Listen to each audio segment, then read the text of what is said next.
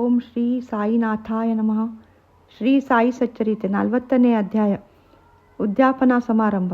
ಹೇಮಾಡ ಪಂತರಿಗೆ ಹೋಳಿ ಔತಣ.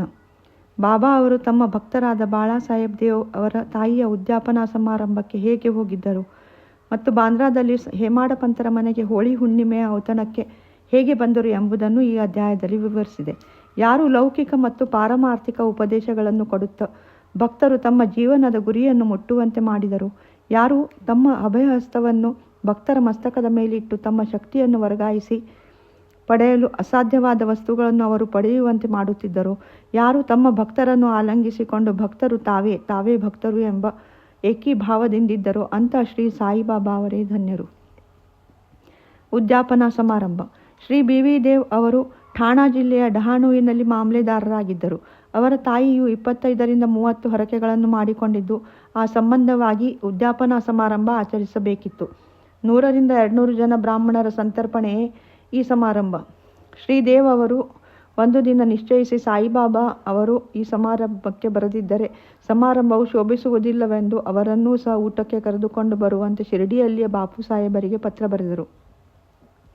ಬಾಬಾ ಅವರು ಆಮಂತ್ರಣ ನೋಡಿ, ನನ್ನನ್ನು ಸ್ಮರಿಸುವವರ ಬಳಿ ನಾನು ಸದಾ ಇರುತ್ತೇನೆ, ನನಗೆ ವಾಹನ ಸೌಕರ್ಯದ ಅಗತ್ಯವಿಲ್ಲ, ನನ್ನನ್ನು ಪ್ರೀತಿಯಿಂದ ಆಹ್ವಾನಿಸಿದವರ ಹತ್ತಿರ ನಾನು ಶೀಘ್ರವಾಗಿ ಓಡುತ್ತೇನೆ, ನಾನು ನೀನು ಮತ್ತು ಇನ್ನೊಬ್ಬನು ಜೊತೆಗೂಡಿ ಬರುತ್ತೇವೆಂದು ಉತ್ತರ ಬರೆದು ಹಾಕು ಎಂದರು. ಶ್ರೀ ಜೋಗ್ ಅವರು ಅದರಂತೆ ದೇವ್ ಅವರಿಗೆ ಉತ್ತರಿಸಿದರು. ಇದನ್ನು ನೋಡಿ ದೇವ್ ಅವರು ಆನಂದ ಭರಿತರಾದರು. ಅವರು ಬಾಬಾ ರಹತಾ ಜೂಯಿ ನಿಮ್ಗಾಂವ್ದಿಂದ ಆಚೆಗೆ ಎಲ್ಲಿಗೂ ಹೋಗಿರಲಿಲ್ಲ. ಆದರೂ ಸಿದ್ಧಪುರುಷರಾದ ಬಾಬಾ ಅವರಿಗೆ ಯಾವುದೂ ಅಸಾಧ್ಯವಿಲ್ಲ, ಯಾವ ರೂಪದಲ್ಲಿಯಾದರೂ ಬಂದು ತಮ್ಮ ಅಭೀಷ್ಟವನ್ನು ನೆರವೇರಿಸುತ್ತಾರೆ ಎಂದು ಶ್ರೀದೇವ್ ದೃಢ ಮನಸ್ಸಿನಿಂದಿದ್ದರು. ಇದಕ್ಕೆ ಕೆಲವು ದಿನಗಳ ಹಿಂದೆ ಗೋ ಸಂರಕ್ಷಣಾ ಕಾರ್ಯಕರ್ತನೆಂದು ಹೇಳಿಕೊಂಡು ಒಬ್ಬ ಸನ್ಯಾಸಿಯು ಡಹಾಣುವಿನ ರೈಲ್ವೆ ಸ್ಟೇಷನ್ ಮಾಸ್ತರರ ಬಳಿ ಚಂದ ಎತ್ತಲು ಬಂದನು. ಅವನು ದೇವ್ ಮಾಮಲೆದಾರರ ಕಡೆಗೆ ಹೋಗಿ, ನಿಮ್ಮ ಕಾರ್ಯ ಸುಗಮವಾಗುತ್ತದೆ ಎಂದು ಹೇಳುತ್ತಿರುವಾಗ ಅದೇ ಸಮಯಕ್ಕೆ ಸರಿಯಾಗಿ ದೇವ್ ಅವರು ಅಲ್ಲಿಗೆ ಬಂದರು.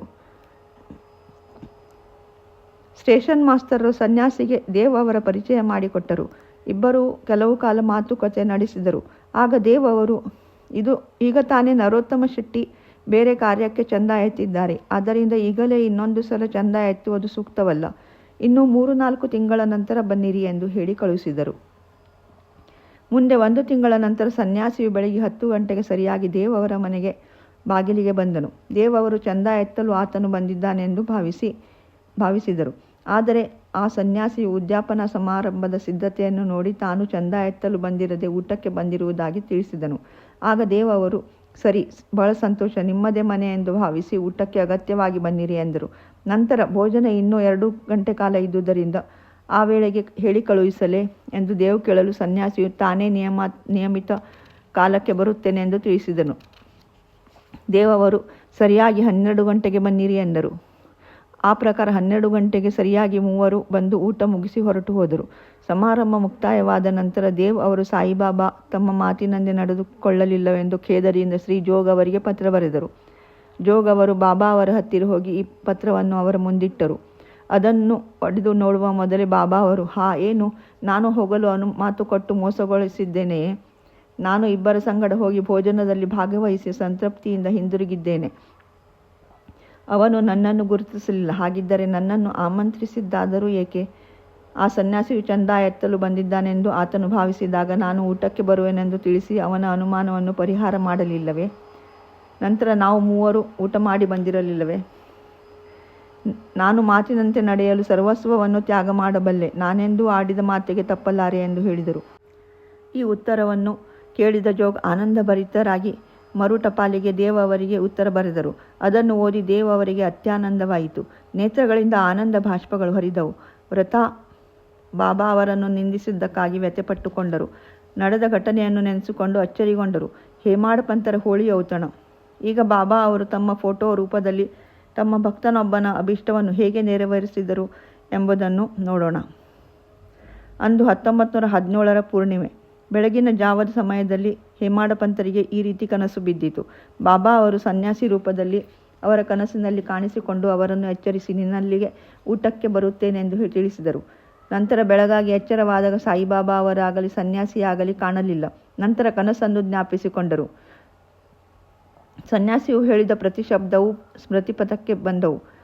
ಅವರು 7 ವರ್ಷಗಳಿಂದ ಬಾಬಾ ಅವರ ಸಂಪರ್ಕ ಪಡೆದರು ಮತ್ತು ಸದಾ ಬಾಬಾ ಅವರನ್ನು ಧ್ಯಾನಿಸುತ್ತಿದ್ದರು ಸಹ ಬಾಬಾ ಅವರು ತಮ್ಮ ಮನೆಗೆ ಊಟಕ್ಕೆ ಬರಬಹುದೆಂದು ತಿಳಿದಿರಲಿಲ್ಲ.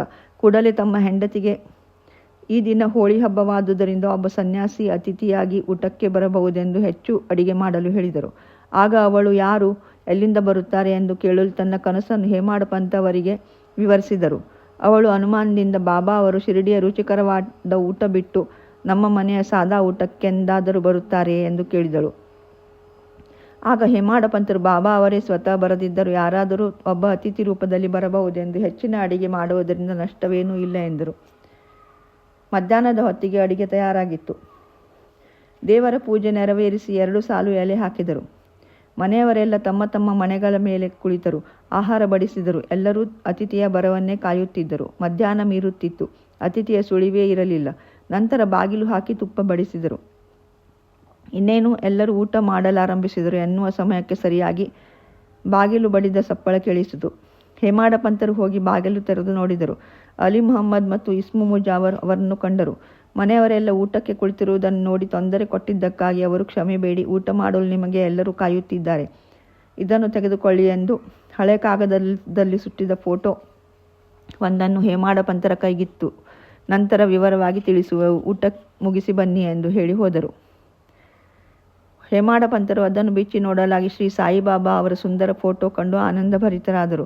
ನಂತರ ಆ ಫೋಟೋವನ್ನು ಕಣ್ಣುಗಳಿಗೆ ಒತ್ತುಕೊಂಡು ಭೋಜನ ಗೃಹಕ್ಕೆ ಬಂದು ಅತಿಥಿಗಾಗಿ ಕಾದರಿಸಿದ ಸ್ಥಳದಲ್ಲಿ ಅದನ್ನಿಟ್ಟು ನೈವೇದ್ಯ ಅರ್ಪಿಸಿ ಎಲ್ಲರೂ ಊಟ ಮಾಡಲಾರಂಭಿಸಿದರು. ಕನಸಿನಲ್ಲಿ ಹೇಳಿದಂತೆ ಸ್ವತಃ ಬಾಬಾ ಅವರೇ ತಮ್ಮ ಮನೆಗೆ ಊಟಕ್ಕೆ ಬಂದಿರುವರೆಂದು ಭಾವಿಸಿ ಎಲ್ಲರೂ ಅನನ್ಯವಾಗಿ ಫೋಟೋಕ್ಕೆ ವಂದಿಸಿದರು. ಅಲಿ ಮೊಹಮ್ಮದ್ ಅವರಿಗೆ ಈ ಫೋಟೋ ಹೇಗೆ ದೊರಕಿತು, ಹೇಮಾಡ ಪಂತರಿಗೆ ಏಕೆ ಅದನ್ನು ಕೊಟ್ಟರು ಎಂಬುದನ್ನು ಮುಂದಿನ ಅಧ್ಯಾಯದಲ್ಲಿ ವಿವರಿಸುತ್ತೇನೆ. ಶ್ರೀ ಸದ್ಗುರು ಸಾಯಿನಾಥ ಅರ್ಪಣಮಸ್ತು. ಶುಭಂ ಭವತು. ಶ್ರೀ ಸಾಯಿ ಪ್ರಣಾಮ್.